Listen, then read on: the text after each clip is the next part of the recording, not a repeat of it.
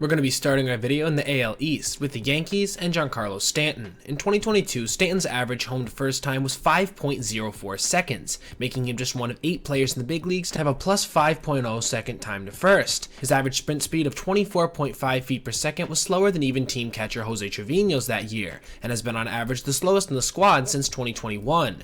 Perhaps it's little wonder that Stanton has one stolen base in the last 4 seasons. From the long legs and Adonis physique of Giancarlo Stanton, we move to the compact 5'8", 245-pound frame of Blue Jays catcher Alejandro Kirk. The catcher may have made an all-star team at just 23 last season, but he's making it down to first on his short legs at an average of just 4.89 seconds, with a top sprint speed of 24.1 feet per second since 2021. Now we come to the Rays, and another young slugger who's pretty much devoid of all speed, Isaac Paredes. With an average sprint speed of just 26.1 since 2021, along with an abysmal 25.5 this year, which registers as a 13th percentile ranking, Paredes has managed to stand out for his slowness on a team that consistently ranks amongst the MLB's fastest on a per player basis year to year. It's a good thing he provides some decent value with the bat, including an over 820 OPS this year with 12 dingers in his first 212 ABs.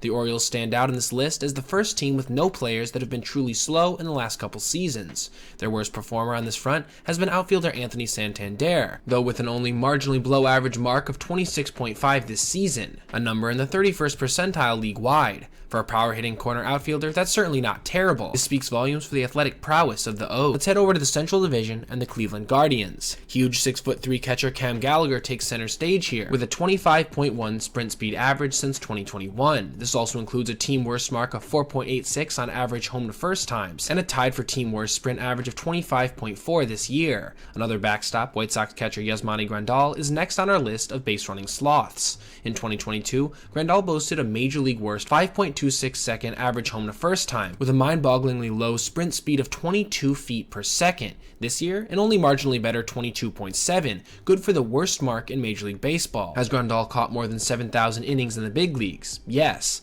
but even in a league where aging catchers lag behind their teammates, Grandal manages to outslow them all with his Pujols Molina-like wheels. For the Twins, we have our third catcher in a row, this time being Christian Vazquez.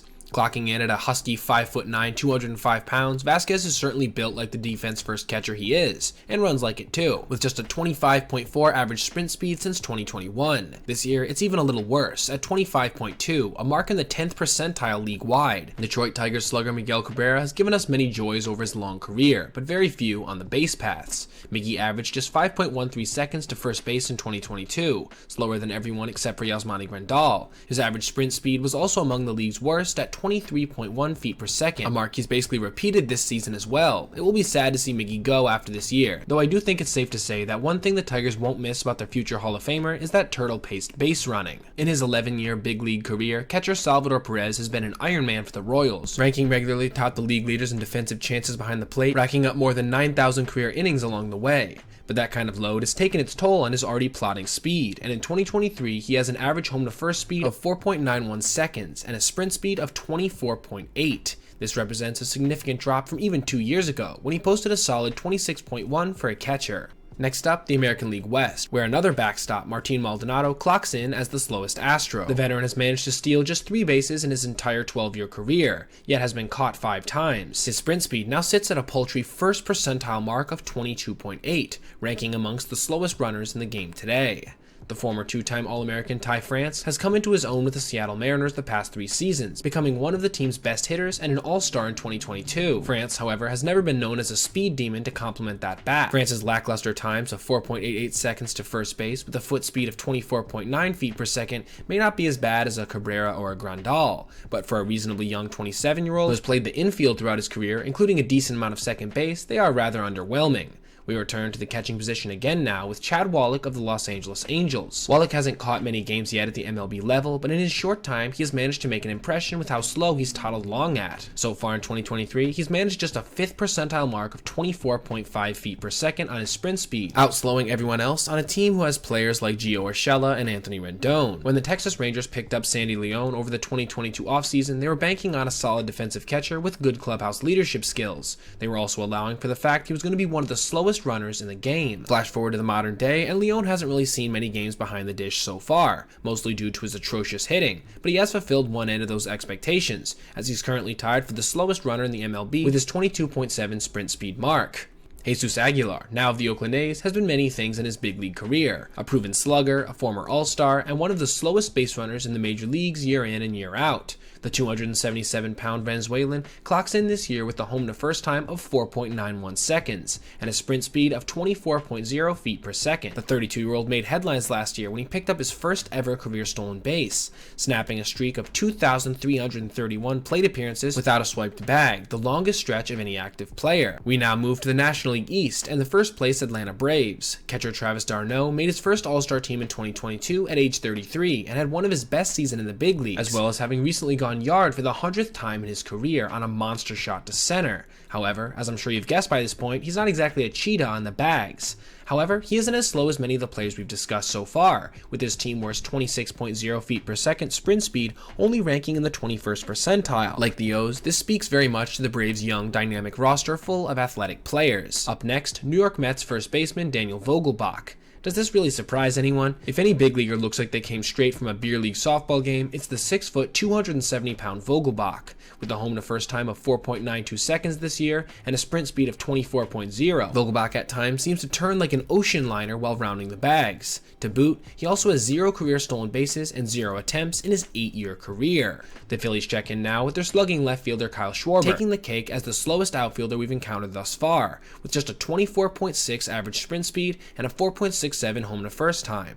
This hasn't helped him man the corner for the Phils, as he currently sits at the bottom of just about every outfield metric you can find, and yet, with Bryce Harper still on his way back, he should continue to see innings out there going forward. Miami Marlins catcher Jacob Stallings has established himself as one of the best defensive catchers in baseball, but that is largely where the 32-year-old's value stops. Stallings lacks pop at the plate, and at 6'5", 225 pounds, is an extremely slow base runner, and I do mean extremely slow. Stallings boasts the second worst home-to-first time in baseball at 5.21 seconds, and his 7th lowest in sprint speed at 23.1. He's also managed just 1 stolen base in 7 years in the show. The Nationals pull in now with their switch-hitting backstop Keibert Ruiz, who boasts a team-worst 24.9 feet per second sprint speed and a 4.85 average home-to-first time, despite taking many of his at-bats from the left side. Along with his other paltry offensive and defensive numbers, one has to question what the future holds for the 24-year-old top prospect as the Nats continue their rebuild. We now move to the NL Central with the St. Louis Cardinals and one of the best players we've discussed today, Nolan Arenado. On a team with a number of slowpokes, Arenado manages to claim the throne as the slowest, beating out teammates Andrew Kisner and Alec Burleson with his 24.9 average sprint speed, a mark in the 7th percentile league-wide. He actually doesn't hold the slowest home-to-first time, however, with Kisner taking that spot by 0.15 seconds, 4.87 to 4.72. Milwaukee Brewers first baseman Rowdy Tellez blasted 35 home runs in 2022, proving himself to be one of the hardest-hitting young sluggers in the game. But the 6'4", allegedly 225-pound Tellez definitely engages in a trade-off for this pop. Rowdy tumbles along at a foot speed of just 24.3 feet per second since 2021, with a home-to-first time of 4.80. It's interesting to note here that the Brewers have actually had 5 separate players post average sprint speeds under 26.0 in 2023, the highest total of any team we've seen so far. The Chicago Cubs come in now with catcher Tucker Barnhart, a slowpoke who's managed just a 22.8 feet per second sprint speed in 2023, a mark tied for the second worst in all of the MLB with the likes of Martin Maldonado and Jesus Aguilar. This has accompanied an absolutely horrible offensive performance that has seen him post a 26 OPS plus so far, contributing to an overall negative 0.3 WAR. On a team with the fastest player in StatCast history, Elly De La Cruz, Kirk Casale's 23.7 average sprint speed certainly stands out.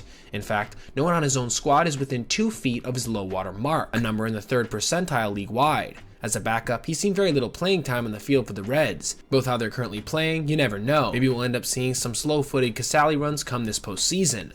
Austin Hedges and the Pirates check in now with their 3rd straight light-hitting catcher. Hedges' average home-to-first time probably stands out the most of all of his slow stats, as he actually sits in the 5+ club with a 5.02 average in 2023. This makes him just one of 4 players to accomplish this so far. His 24.2 feet per second sprint speed is marginally better, at least in terms of league-wide incompetence, as it only ranks as one of the 13 worst marks in the league. Finally, to the NL West we go. Now, I guess I shouldn't really be surprised the Dodgers don't have any truly slow players, but I must say, JD Martinez's team Moore's 26.1 feet per second mark still caught me a bit off guard. That's a 23rd percentile ranking, last on a club with guys like Max Muncy and Freddie Freeman. This is perhaps one of the only ways the Dodgers have managed to impress me this season. Gary Sanchez has been crushing some big home runs for the Padres since his call-up, helping draw attention away from some of the more unsavory aspects of his game, most notably being his lack of overall hitting production, his subpar defense, and for the sake of this video, his snail-like speed. On a team with Nelson Cruz, Sanchez somehow has managed to post the slowest average sprint speed at 24.6 feet per second. For anyone who's been watching the Giants for the past few seasons, it should come as no surprise that former shortstop Wilmer Flores easily takes the cake here as the slowest player on the team, with a squad worst average 4.91 seconds on his home to first times and a 24.4 feet per second sprint speed, a number in just the 4th percentile league-wide. The Arizona Diamondbacks have 2 of the 7 fastest players in the league, with Corbin Carroll and Jake McCarthy, as well as other decently above average performers in this regard as well. They do, however, also follow the trope of employing a light-hitting trailer-and-tow backstop in Jose Herrera. The 26-year-old Venezuelan has managed just a 25.5 sprint speed, a 13th percentile mark, along with 0 home runs through his first 200 or so career at-bats. Couple that with his abhorrent framing this year, and you get one of Arizona's few young guys who aren't having a breakout year in 2023. And lastly, we have the Colorado Rockies, with our final instance of a backup catcher with 0 speed, Austin Wynns. In just 54 plate appearances registered in 2023, Wynns has managed to put up a sprint speed lower than guys like Mike Moustakas, Elias Diaz, and CJ Cron, all of whom have sub 15 percentile tallies themselves, with this 24.5 feet per second mark. There you have it, the slowest player on every major league team. Now, thanks for watching. Remember to like and subscribe if you enjoyed, and click this playlist for more essay content just like this. Have a great day, everyone.